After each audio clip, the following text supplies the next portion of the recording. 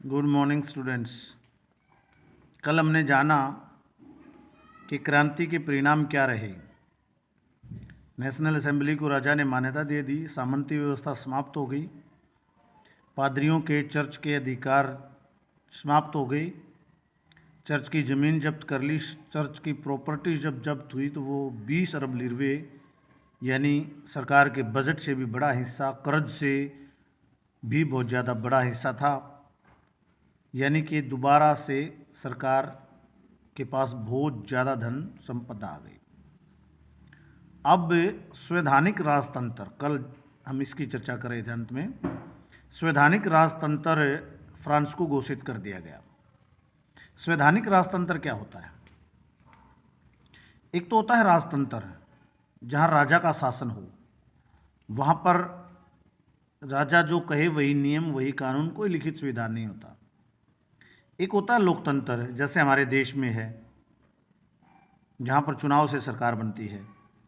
संवैधानिक राजतंत्र इन दोनों के बीच का एक तरीका है, जहाँ राजा तो है लेकिन राजा जो है एज ए कार्यपालिका है, सर्वे सर्वा नहीं रहेगा। अब राजा संविधान बनेगा और राजा संविधान के अनुसार शासन करेगा, यानी राजतंत्र रहेगा लेकिन संवैधानिक राजतंत्र होगा। इस तरह से फ्रांस को अब संवैधानिक राजतंत्र घोषित कर दिया गया। ये उस क्रांति का परिणाम रहा, सबसे बड़ा, सबसे मेन।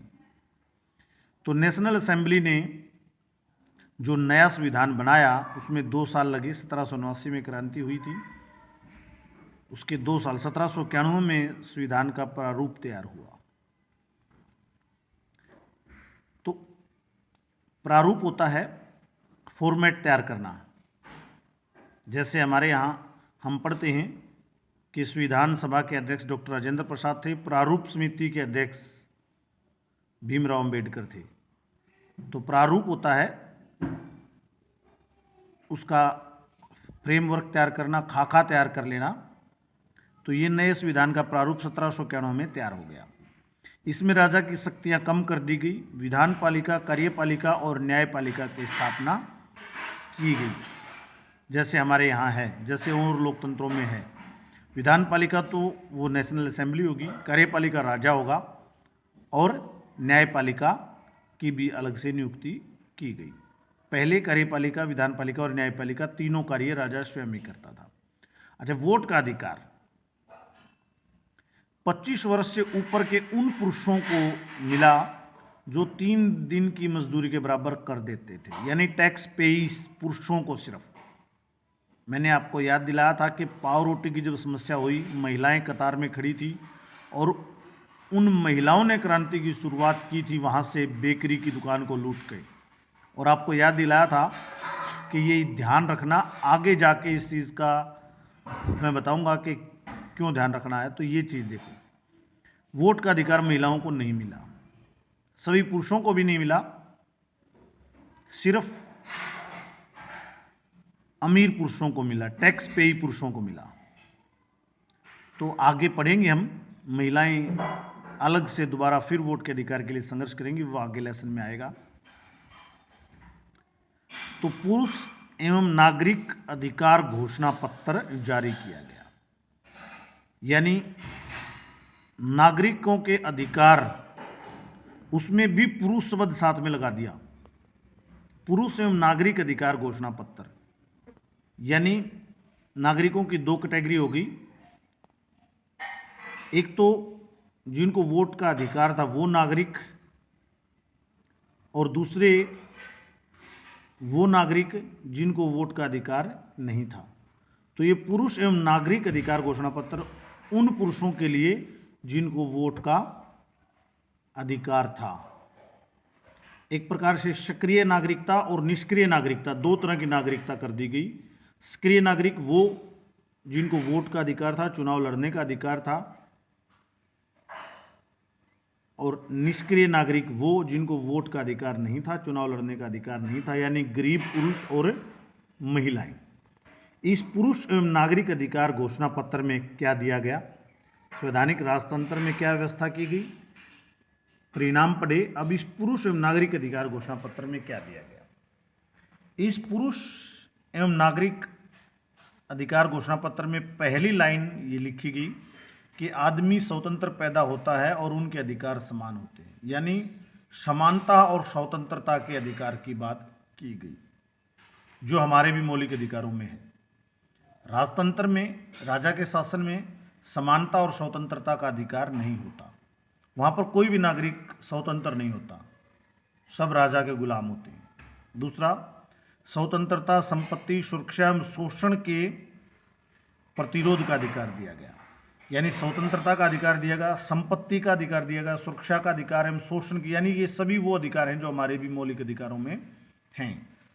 शोषण के प्रतिरोध का अधिकार, पहले शोषण के खिलाफ यदि राजा शोषण करता है तो बोलने का ही नहीं था अधिकार।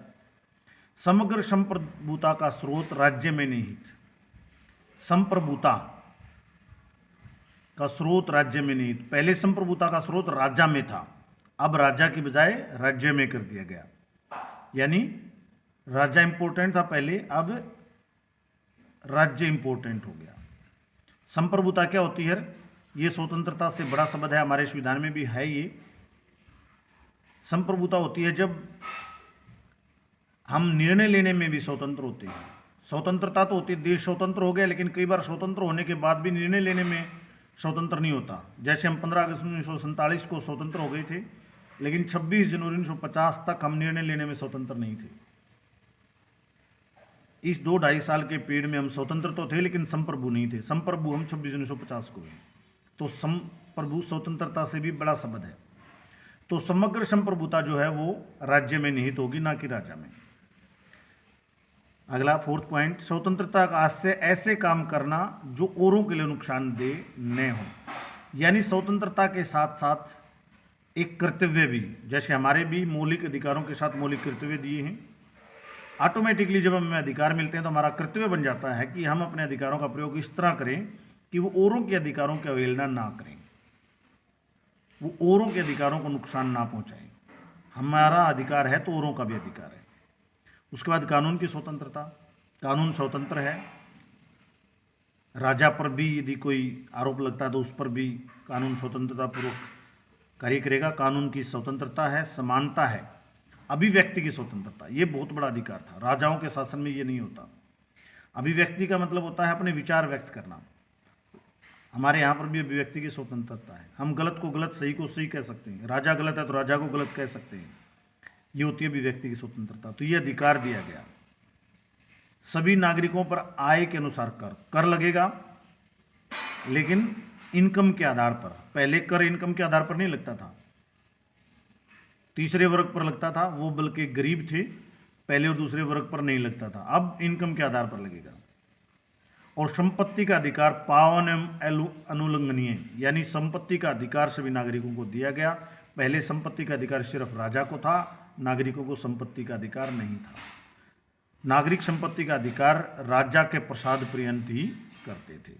तो ये फ्रांस का जो नया संविधान बना है उसके कुछ प्रावधान हैं, यानी लोगों को स्वतंत्रता मिली, मौलिक अधिकार मिले, राजतंत्र तो रहा लेकिन संवैधानिक राजतंत्र हुआ, और मौलिक अधिकार वही जो हमारे लोकतंत्र में है वो वहाँ की जनता को भी मिले। बस वोट का अधिकार सभी को नहीं मिला, सिर्फ अमीर पुरुषों को मिला। आगे फिर कल। धन्यवाद।